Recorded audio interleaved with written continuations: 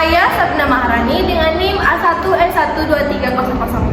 Saya Zama Alisa Anwar dengan NIM A1S123027. Saya Andi Nabilatul Syahra dengan NIM A1S123029.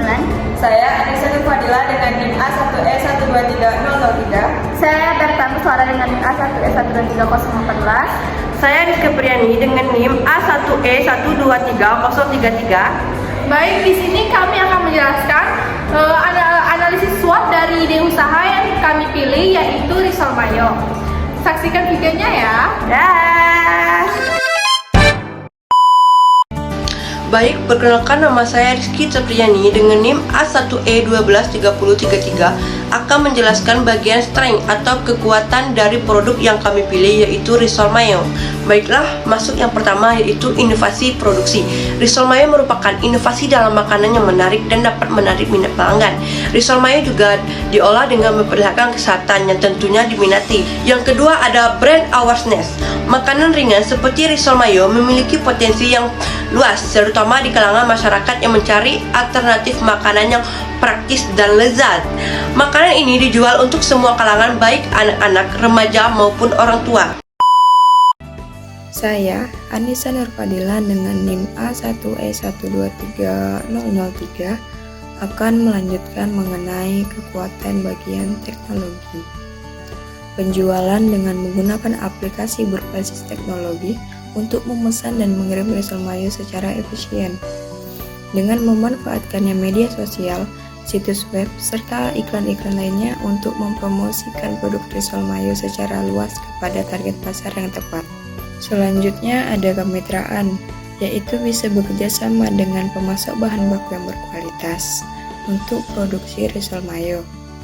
Selain bekerja sama dengan pemasok bahan baku untuk meningkatkan bisnis Risol Mayo, kita dapat melibatkan berbagai kemitraan yang lainnya untuk memperluas jangkauan pemasaran Risol Mayo. Baik, di sini saya Sabrina Maharani dengan NIM A1E123006 akan menjelaskan bagian weakness, yaitu kelemahan dari produk yang kami pilih, yaitu Risol Mayo. Kelemahan yang pertama yaitu biaya produksi.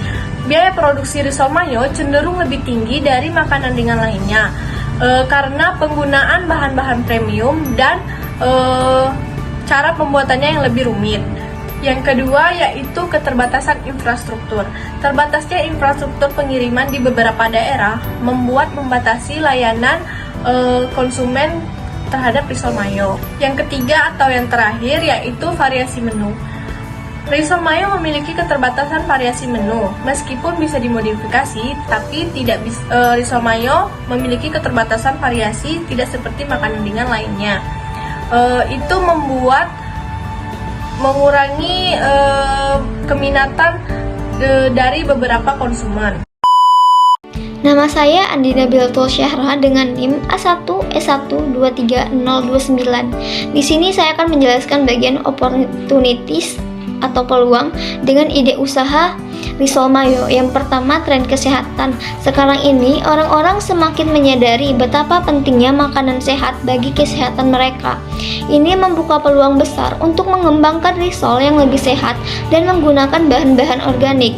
Contoh bahan yang bisa digunakan adalah kulit lumpia yang terbuat dari tepung terigu organik atau tepung umbi-umbian. Jadi, dengan fokus pada kesehatan, kita bisa menciptakan risol yang lebih baik untuk dikonsumsi. Yang kedua, ada ekspansi pasar. Dengan memperluas layanan ke kota-kota atau daerah dengan permintaan tinggi, pangsa pasar Risol Mayo bisa meningkat. Misalnya, membuka cabang ke kota-kota besar atau bekerja sama dengan toko-toko makanan lokal untuk menyediakan Risol Mayo mereka di area yang lebih luas. Jadi, dengan jangkauan pasar yang lebih luas, bisnis kita bisa tumbuh lebih cepat dan lebih berhasil. Perkenalkan, nama saya Berta Anggeslara dengan NIM A1E123018. Di sini saya akan melanjutkan materi dari Syahra, yaitu peluang. Yang ketiga yaitu kemitraan strategi.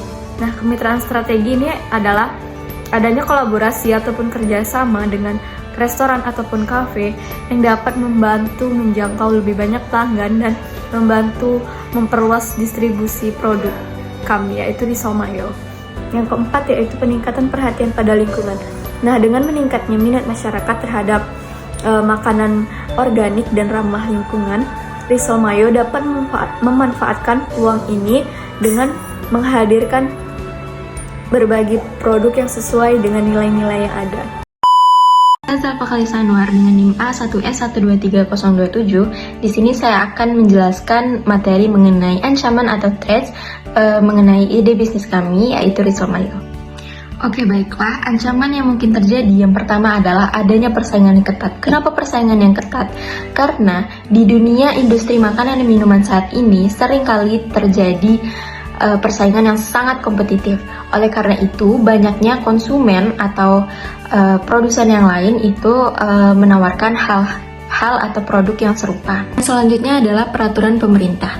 Perubahan regulasi terkait makanan dan pengiriman dapat mempengaruhi operasional dan kepatuhan usaha Risol Mayo. Selanjutnya adalah perubahan tren konsumen.